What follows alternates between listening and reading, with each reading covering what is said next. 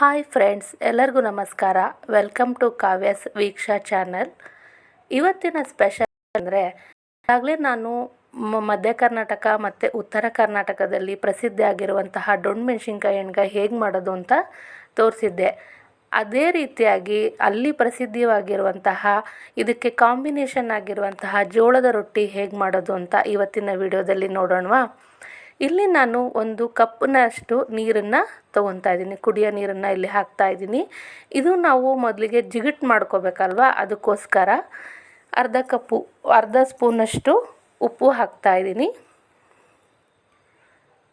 ಈ ರೀತಿಯಾಗಿ ನೀಟಾಗಿ ಕಲಿಸ್ಕೊಂಡು ಇದು ಈಗ ಕುದಿ ಬರಬೇಕು. ಈ ನೀರು ಚೆನ್ನಾಗಿ ಬಿಸಿ ಆಗಬೇಕು, ಉಗುರು ಬೆಚ್ಚೆಲ್ಲ ಆಗಬಾರ್ದು. ಸ್ವಲ್ಪ ಚೆನ್ನಾಗೇ ಬಿಸಿ ಶುರು ಆದಮೇಲೆ ಇದೆ ನೋಡ್ತಾ ಇದ್ದೀರಲ್ಲ, ಈ ರೀತಿಯಾಗಿ ಬಿಸಿ ಆಗಬೇಕು.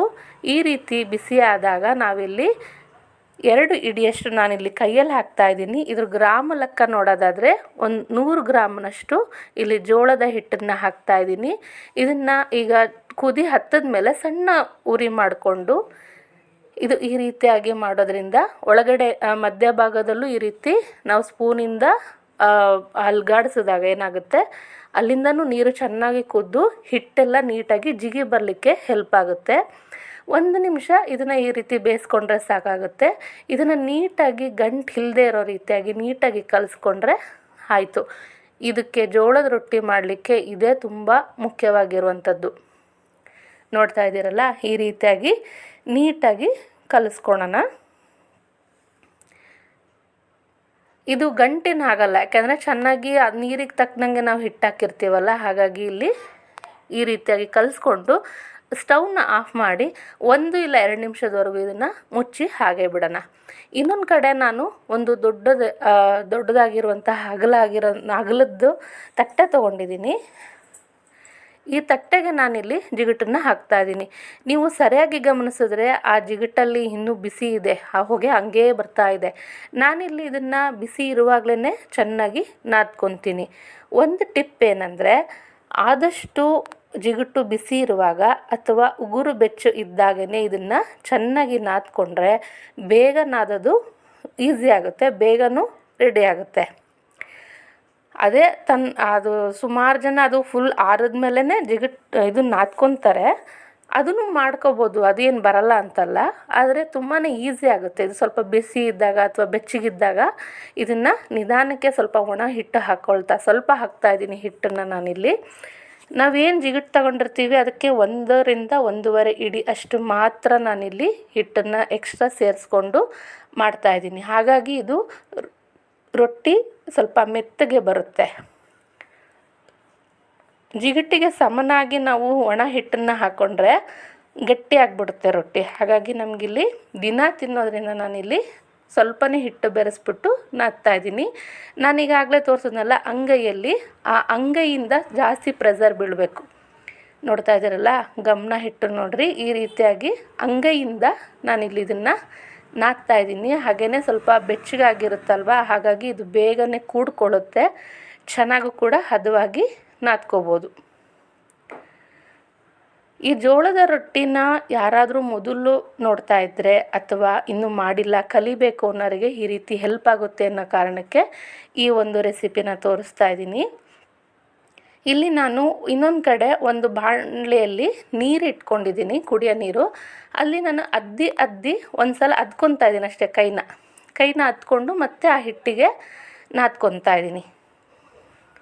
ನೋಡ್ತಾ ಇದ್ದೀರಲ್ಲ, ಈ ರೀತಿ ನಮಗೆ ಎಷ್ಟು ಸಾಧ್ಯನೋ ಅಷ್ಟು ಚೆನ್ನಾಗಿ ನಾದ್ಕೊಳೋದ್ರಿಂದ ರೊಟ್ಟಿ ತುಂಬಾ ಚೆನ್ನಾಗಿ ಬರುತ್ತೆ.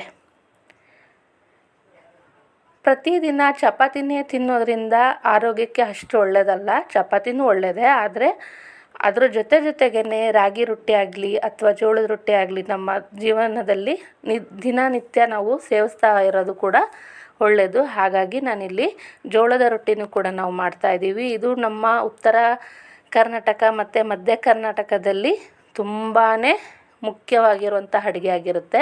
ನೋಡ್ತಾ ಇದ್ದೀರಲ್ಲ, ತುಂಬ ಮೆತ್ತಗೂ ಇಲ್ಲ, ತುಂಬ ಗಟ್ಟಿಗೂ ಇಲ್ಲ, ಈ ರೀತಿಯಾಗಿ ನಾದ್ಕೊಂಡಿದ್ದೀನಿ.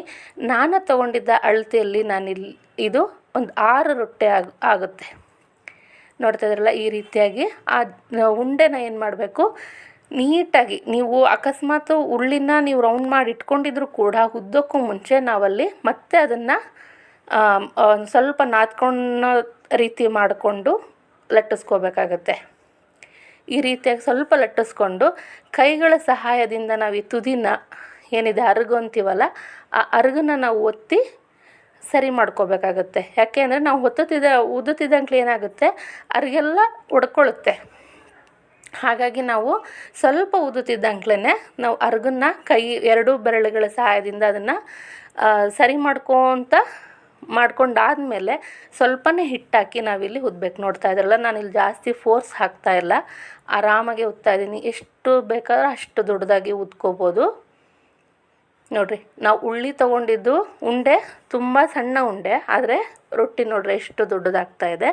ಯಾಕೆಂದರೆ ಇದಕ್ಕೆ ಮುಖ್ಯ ಕಾರಣ ಜಿಗುಟು, ಹಾಗೆಯೇ ಚೆನ್ನಾಗಿ ನಾದ್ಕೊಂಡಿದ್ದೀವಲ್ಲ, ಹಾಗಾಗಿ ಇದು ನೀಟಾಗಿ ಬರುತ್ತೆ.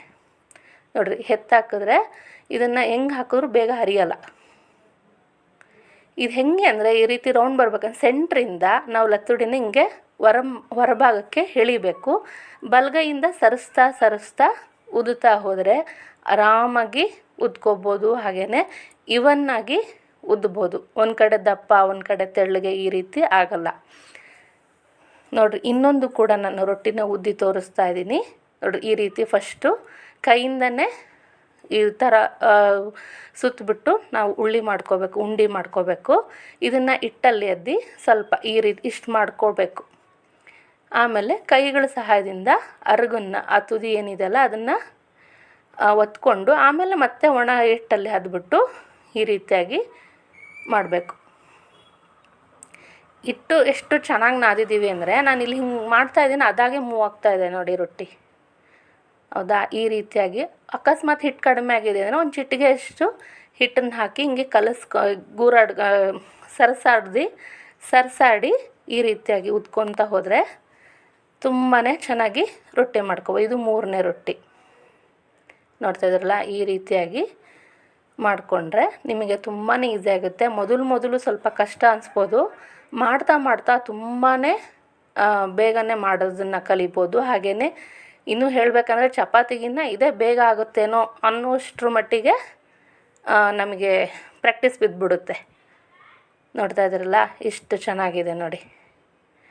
ತುಂಬಾ ಆರೋಗ್ಯಕ್ಕೆ ಒಳ್ಳೆಯದಾಗಿರುವಂತಹ, ಹಾಗೆಯೇ ಹೊಟ್ಟೆ ತುಂಬ ತಿಂದ್ರೂ ನಮಗೇನು ಗಿಲ್ಟೇ ಇಲ್ಲ, ಇದು ಅನ್ಹೆಲ್ತಿ ಅಂತ ಅನಿಸೋದಿಲ್ಲ. ಆ ರೀತಿಯಾಗಿ ಜೋಳದ ರೊಟ್ಟಿನ ಮಾಡ್ಕೋಬೋದು. ಇಲ್ಲಿ ನಾನು ಕಬ್ಬಿಣದ ಹಂಚನ್ನು ತೊಗೊಂಡಿದ್ದೀನಿ. ಇದು ರೊಟ್ಟಿಗೆ ಅಂತಲೇ ಮೀಸಲಿಟ್ಟಿರುವಂಥ ಹಂಚು. ಹಾಗಾಗಿ ಇಲ್ಲಿ ಈಗಾಗಲೇ ಬಿಸಿ ಮಾಡೋಕ್ಕೆ ಇಟ್ಟಿದ್ದೆ. ಈಗ ಹಾಕಿಬಿಟ್ಟು ಇದು ಸುತ್ತಲೂ ಏನಾಗಬೇಕು, ಅದು ಸ್ವಲ್ಪ ಬಿಸಿ ಬಂದು ಸ್ವಲ್ಪ ಬಬಲ್ ಥರ ಎದ್ದೇಳುತ್ತೆ, ಮೇಲ್ಗಡೆ ಹುಬ್ಬಿ ಬರುತ್ತೆ. ಅದಕ್ಕೂ ಮುಂಚೆ ನಾವೇನು ಮಾಡೋಣ, ಒಂದು ಕಾಟನ್ ಬಟ್ಟೆ ಇದಕ್ಕೆ ಅಂತಲೇ ಎತ್ತಿಟ್ಟಿರ್ತೀವಿ, ಅಂದರೆ ಡೈಲಿ ಮಾಡ್ತೀವಲ್ಲ, ಹಾಗಾಗಿ ಆ ಕಾಟನ್ ಬಟ್ಟೆನ ನಾನು ನೀರಲ್ಲಿ ಅದ್ದಿ ಇದ್ರ ಮೇಲ್ಗಡೆ ಹಚ್ತಾ ಇದ್ದೀನಿ. ಈ ರೀತಿಯಾಗಿ ಹಚ್ಚಿ 1 ನಿಮಿಷ ಹೀಗೆ ಬಿಡಬೇಕು. ಮೀಡಿಯಮ್ ಜೋರು ಉರಿಯಲ್ಲೇ ಇರಬೇಕಾಗುತ್ತೆ ರೊಟ್ಟಿ. ಆದರೆ ಇದನ್ನು ಬೇಯಿಸುವಾಗ ಸ್ವಲ್ಪ ಗಮನ ಕೊಡಬೇಕಾಗುತ್ತೆ, ಇಲ್ಲಾಂದರೆ ಬೇಗ ಹೊತ್ಬಿಡುತ್ತೆ. ಹಾಗಾಗಿ ಇದನ್ನು ಗಮನ ಕೊಟ್ಟು ಅಲ್ಲೇ ನಿಂತಿದ್ದು ಮಾಡಬೇಕು. ಜೋರು ಉರಿ ಇರುತ್ತಲ್ಲ, ಹಾಗಾಗಿ ಈಗ ಇದು ಬಬಲ್ಸ್ ಎಲ್ಲ ಬಂದ್ವಲ್ಲ, ಈಗ ತಿರುಗಿಸ್ಬೇಕು. ನೋಡಿರಿ, ಈ ರೀತಿಯಾಗಿ ಬೇಯಕ್ಕೆ ಬಿಡಬೇಕು. ಆ ಕಡೆ ಕೆಳಭಾಗ ಈಗೇನು ನೀರು ಹಚ್ಚಿದ್ವಲ್ಲ, ಅದು ಇವಾಗ ಕೆಳಭಾಗ ಇದೆ. ಅಲ್ಲಿ ನಾವೇನು ಮಾಡೋಣ, ಒಂದು ಬಟ್ಟೆ ತೊಗೊಂಡು ಅರಗನ್ನ ಈ ರೀತಿ ತಿರುಗಿಸ್ತಾ ಒತ್ತಿ ಬೇಯಿಸಿದ್ರೆ ರೊಟ್ಟಿಯ ಅರಗು ಕೂಡ ನೀಟಾಗಿ ಬೇಯುತ್ತೆ. ನೋಡ್ತಾ ಇದ್ದೀರಲ್ಲ, ಎಲ್ಲೂ ಬೆಂದಿಲ್ಲ ಅನ್ನೋ ಥರ ಇಲ್ಲ. ಈ ರೀತಿಯಾಗಿ ಮೃದುವಾಗಿ ಹಾಗೆಯೇ ರುಚಿಯಾಗಿರುವಂತಹ ರೊಟ್ಟಿ ರೆಡಿ ಆಯಿತು. ಈ ರೆಸಿಪಿ ನಿಮಗೆ ಇಷ್ಟ ಆಗಿದರೆ ದಯಮಾಡಿ ನನ್ನ ಚಾನಲ್ನ ಸಬ್ಸ್ಕ್ರೈಬ್ ಮಾಡಿ, ಹಾಗೆಯೇ ನಿಮ್ಮ ಫ್ರೆಂಡ್ಸ್ಗಳಿಗೆ ಶೇರ್ ಮಾಡಿ. ಇದರಿಂದ ಹೆಲ್ಪ್ ಆಗುತ್ತೆ ಯಾರು ಹೊಸದಾಗಿ ಕಲಿಯೋರಿಗೆ. ಈ ರೀತಿಯಾಗಿ ಉಬ್ಬಿ ಬರುವಂತಹ ರೊಟ್ಟಿ ರೆಡಿ. ನಮ್ಮ ಉತ್ತರ ಕರ್ನಾಟಕದ ಸ್ಪೆಷಲ್ ಆಗಿರುವಂತಹ ಮೆಣಸಿನ್ಕಾಯಿ ಎಣ್ಗಾಯಿ ಹಾಗೆಯೇ ಸಲಾಡ್ ಜೊತೆ ಬಿಸಿ ರೊಟ್ಟಿ ತಿನ್ನೋದಕ್ಕೆ ರೆಡಿಯಾಗಿದೆ. ನೋಡ್ತಾ ಇದ್ದೀರಲ್ಲ, ಹೇಗಿದೆ ಈ ರೆಸಿಪಿ ಅಂತ ಹೇಳಿ ಕಮೆಂಟ್ ಮಾಡಿ, ಹಾಗೆಯೇ ಶೇರ್ ಕೂಡ ಮಾಡಿ ನಿಮ್ಮ ಫ್ರೆಂಡ್ಸ್ಗಳಿಗೆ. ನನ್ನ ಚಾನಲ್ನ ಸಬ್ಸ್ಕ್ರೈಬ್ ಮಾಡಿ. ನಾನು ಇದೇ ರೀತಿ ನನಗೂ ಸಪೋರ್ಟ್ ಮಾಡ್ತಾಯಿರಿ. ನಾನು ಬೇರೆ ಬೇರೆ ಇನ್ನೂ ಒಳ್ಳೊಳ್ಳೆ ವಿಡಿಯೋ ಅಥವಾ ರೆಸಿಪಿ ಜೊತೆ ನಾನು ಮುಂದಿನ ವಿಡಿಯೋದಲ್ಲಿ ಸಿಗ್ತೀನಿ. ಹಾಗೆಯೇ ನನಗೆ ಸಪೋರ್ಟ್ ಮಾಡಿ. ನಮಸ್ಕಾರ.